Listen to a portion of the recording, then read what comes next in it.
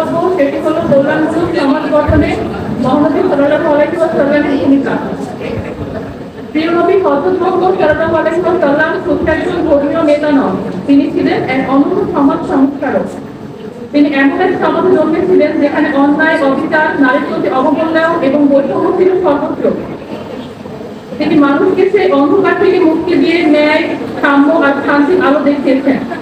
প্রথমত তিনি ঘোষণা করেন সবার অধিকার সমান, ধনী গরিব, কালো সাদা, আরব অনারব, কেউ কারোর চেয়ে ছোট বা বড় নয়। দ্বিতীয়ত তিনি নারীর সম্মান প্রতিষ্ঠা করেন, কন্যা হত্যা বন্ধ করেন, নারীর সম্পত্তির অধিকার নিশ্চিত করেন। তৃতীয়ত তিনি মানুষকে দয়া, ভ্রাতৃত্ব আর সহযোগিতার শিক্ষা দেন। তিনি বলেন তোমাদের মধ্যে উত্তম সে যে অন্যের জন্য কল্যাণকর। চতুর্থত তিনি শিক্ষার উপর গুরুত্ব দিয়েছেন। তিনি বলেছেন জ্ঞান অর্জন করা প্রত্যেক মুসলমানের জন্য ফরজ। আরো একটি গুরুত্বপূর্ণ বিষয় হলো সমাজের অসহায়, গরিব, জ্ঞানীদের পাশে দাঁড়ানো।